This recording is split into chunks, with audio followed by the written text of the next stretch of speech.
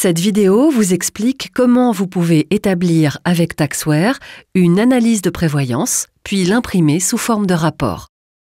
Dans le menu Prévoyance, vous trouvez l'onglet Analyse de prévoyance.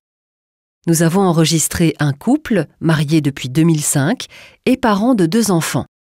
L'homme est né en 1980, la femme en 1985.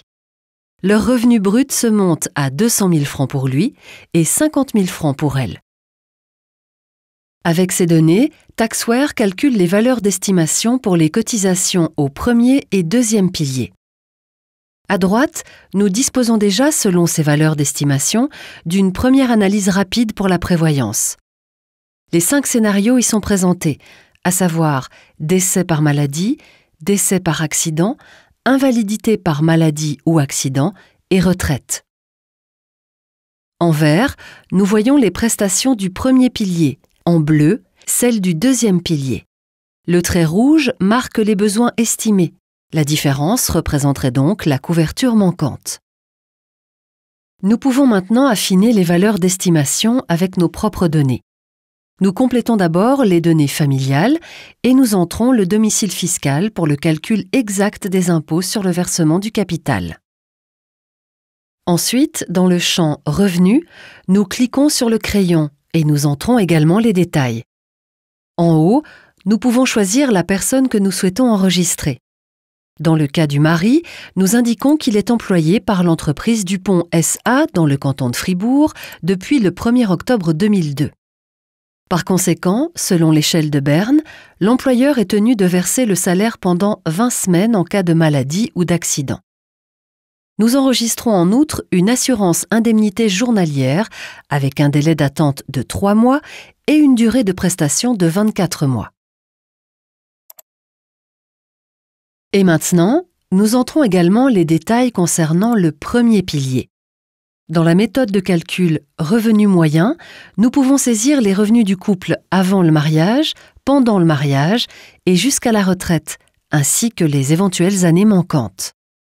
Nous pourrions aussi effectuer le calcul avec des prestations minimales ou maximales ou avec le compte individuel détaillé. En cliquant sur OK, les valeurs apparaissent dans la vue d'ensemble. Au-dessous du premier pilier, nous pouvons préciser les données de la LAA. Nous indiquons s'il existe une assurance obligatoire. Et au-dessous, nous pouvons entrer une assurance LAA complémentaire en choisissant Oui ici et en saisissant les données appropriées. Nous pouvons également saisir en détail la prévoyance professionnelle LPP. Pour ce faire, nous établissons un plan LPP base, un plan LPP cadre ou un plan enveloppant pour chaque activité rémunérée enregistrée en cliquant en haut sur le signe plus. Nous choisissons ici un plan enveloppant que nous pouvons adapter en cliquant sur Définition du plan, puis enregistrer sous un nom donné pour l'avoir à disposition à une autre occasion. Mais au lieu d'une définition du plan, nous pouvons aussi saisir les données du certificat d'assurance. Dans la vue d'ensemble, nous voyons que les prestations de vieillesse et de risque ont été adaptées. À présent, nous introduisons encore les détails du troisième pilier. En cliquant sur le signe plus, nous ajoutons les contrats.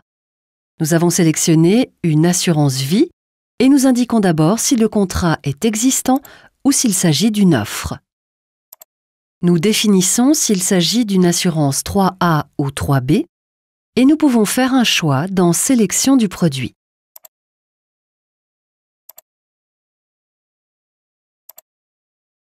Enfin, nous pourrions encore entrer différentes valeurs de fortune, mais nous ne le ferons pas dans cet exemple.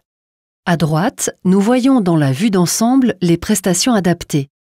En haut à droite, en cliquant sur « Détails pour le mari », nous accédons à une vue d'ensemble détaillée. À gauche, nous pouvons choisir l'un des scénarios. Par exemple, pour la première personne, invalidité par maladie. À droite, nous voyons les prestations correspondantes. Pour les 2 premières années, l'axe du temps est élargi de façon à permettre une présentation par mois et avec la graduation des revenus mensuels. À droite, en revanche, chaque colonne représente une année et la graduation indique le revenu annuel. En cliquant sur une colonne, nous voyons les différentes prestations répertoriées dans l'infobulle.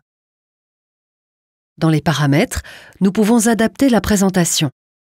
Nous pouvons par exemple masquer le revenu ou l'inclure.